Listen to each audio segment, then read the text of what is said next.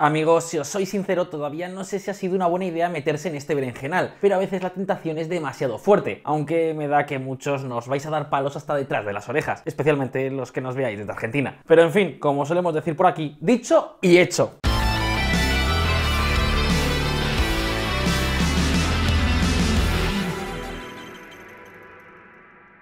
Queridos amigos, el New York Times acaba de publicar su recomendación de lugares para visitar en 2019 y entre los 25 primeros destinos se encuentran ni más ni menos que las Malvinas. Sí, habéis escuchado bien, no las Maldivas, sino las Malvinas.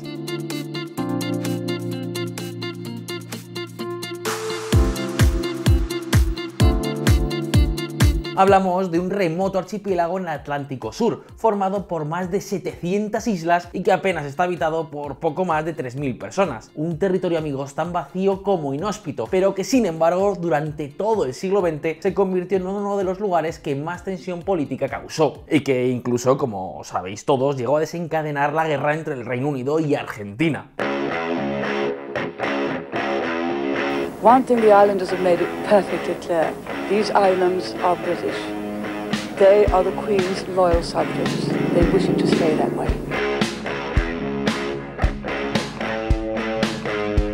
Y es que, amigos, para los argentinos la cuestión de las Malvinas es toda una cuestión, una causa nacional. Si eres argentino, estoy seguro que desde niño has aprendido muy rápido que las Malvinas son argentinas. La ocupación británica es todo un robo, un atraco, un latrocinio, un expolio. En la paz con hidalguía y en la paz con honor, pero también dispuestos a escarmentar a quien se atreva a tocar 1 metro cuadrado del territorio argentino.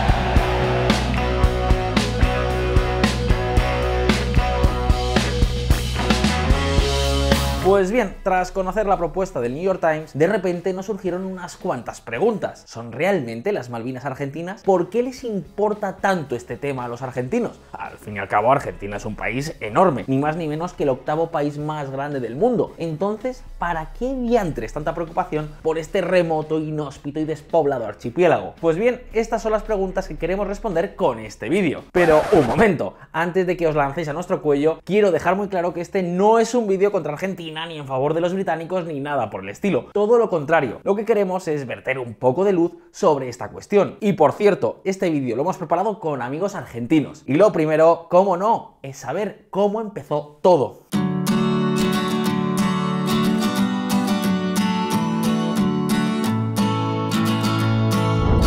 El origen de una disputa interminable. Comienzos del siglo XIX. Las entonces colonias españolas en América comienzan a protestar contra el gobierno español. La independencia de los Estados Unidos y la Revolución Francesa encenderían un deseo de independencia y libertad que ya nadie conseguiría apagar. Finalmente, en 1808, la invasión napoleónica de España y el desmantelamiento del poder de Madrid se convirtió en el pistoletazo de salida para una carrera que daría lugar a la América Latina que hoy todos conocemos. De esta forma, el 25 de mayo del año 1810, apenas 2 años más tarde de la ocupación francesa de España, el Cabildo de la ciudad de Buenos Aires decidió sustituir al virrey del Río de la Plata por la primera junta de gobierno, por el primer gobierno patrio. Amigos, había comenzado un camino, una revolución que solo terminaría 6 años más tarde con la proclamación de independencia, el día 9 de julio de 1816, de las Provincias Unidas del Río de la Plata. Y ojo, porque aquí es donde surge la primera confusión.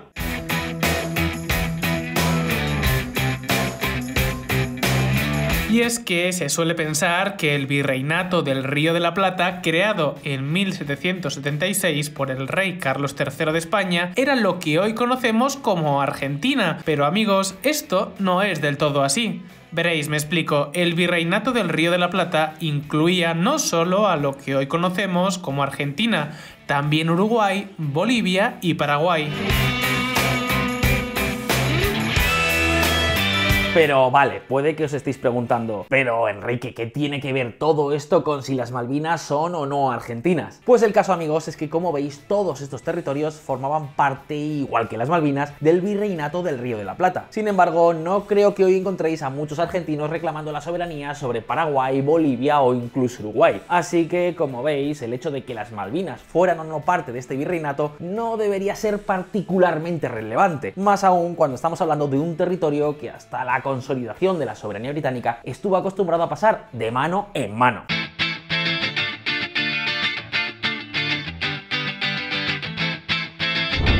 De mano en mano, de jugada en jugada. La historia de las Malvinas es mucho más simple y más corta de lo que algunos podríais pensar.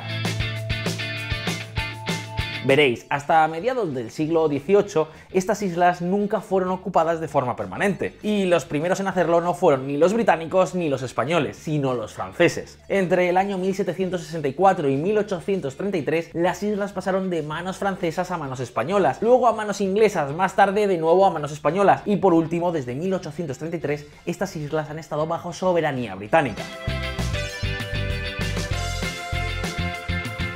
En total, para que lo tengamos claro, desde que fueron ocupadas de forma permanente las Malvinas, han estado algo más de 40 años bajo soberanía española y más de 180 años bajo soberanía británica. Pero un momento, entonces, ¿por qué Argentina las reclama con tanto ímpetu? Pues amigos, la respuesta está en que tras la Revolución de Mayo, que daría lugar a la independencia de las Provincias Unidas del Río de la Plata, básicamente Argentina, las autoridades locales comenzaron a enviar expediciones a estas islas, que consideraban a todas luces como propias. Sin embargo, aquí es donde se produce una enorme controversia, porque más allá de la versión argentina que dice que los ingleses les arrebataron en 1833 parte de su territorio, lo cierto es que en aquel momento Argentina todavía era un país en formación. Apenas 5 años antes también habían perdido Uruguay. Hasta 1862, es decir, casi 3 décadas después de la ocupación británica, Argentina no contó ni siquiera con un presidente nacional, un presidente para el conjunto de los argentinos.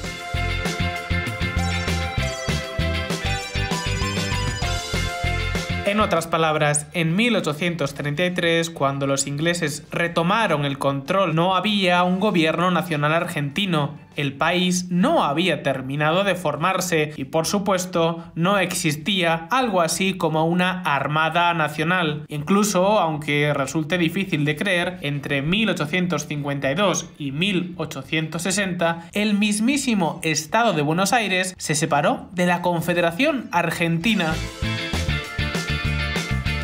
Pero esto en sí mismo tampoco es nada extraordinario. La historia se construye a partir de cambios continuos en las reglas de juego. Bajo un prisma histórico, las soberanías van y vienen, cambian continuamente.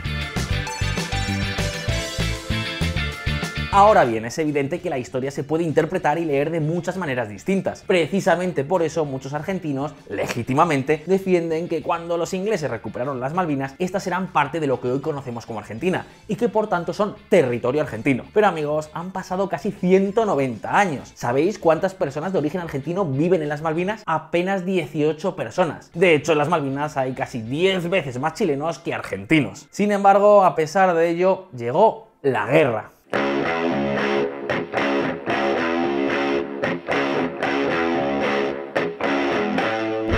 Una guerra inesperada.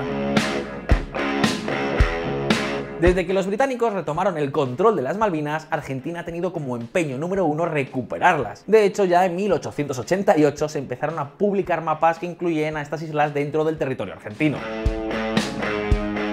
Sin embargo, amigos, a pesar de ello, lo cierto es que hasta la Segunda Guerra Mundial no hubo grandes reclamos de ninguna de las partes, y es que por aquel entonces Argentina e Inglaterra eran dos países bastante amigos. De hecho, Argentina era el país de América Latina que más inversiones directas e indirectas recibía de Inglaterra.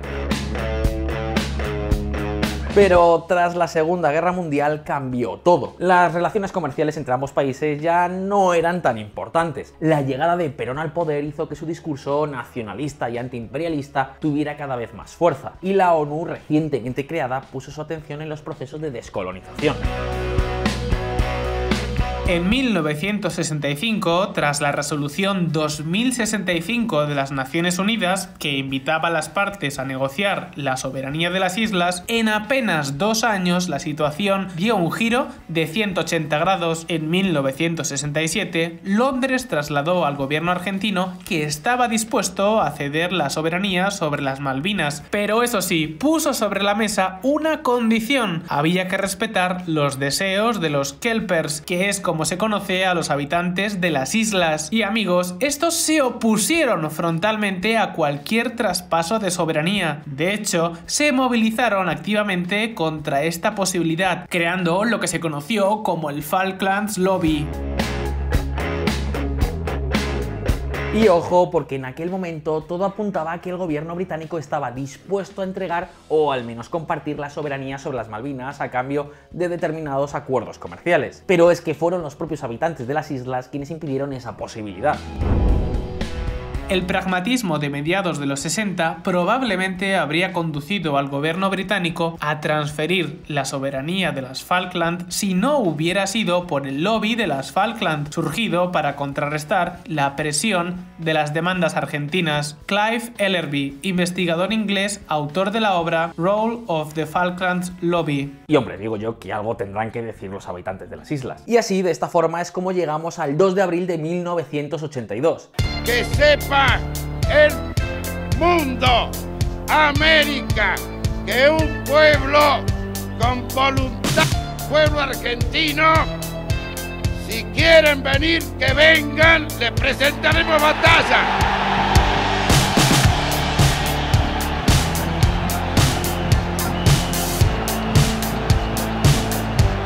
Ese día, un oscuro gobierno militar desprestigiado y represor, sin apoyo local y responsable de una de las épocas más terribles de la historia moderna de Argentina, con miles de desaparecidos, con presos políticos y una enorme crisis económica, tomó una decisión: lograr el apoyo del pueblo alimentando el fervor patriótico. El gobierno argentino, amigos, tomó la decisión de invadir las Malvinas. En aquel momento, las autoridades argentinas esperaban que tras la invasión se llegara a una especie de acuerdo diplomático con el Reino Unido. Sin embargo, no contaron con la determinación de esta mujer.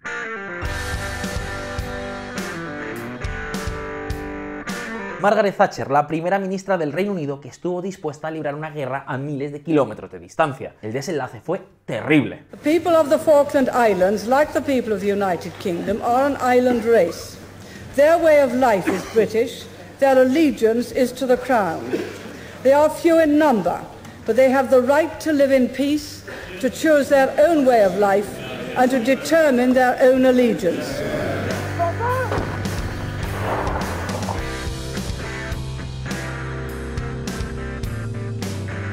La superioridad tecnológica y militar del ejército británico, junto a las negligentes decisiones del gobierno militar argentino, que había llevado a cabo la invasión con soldados muy jóvenes, con poca preparación militar y mal equipados, hizo que el Reino Unido recobrara las islas en poco más de 2 meses. Al final, una vez más, una decisión política de un gobierno tirano terminó con una guerra tan innecesaria como inútil que le costó la vida a cientos de personas.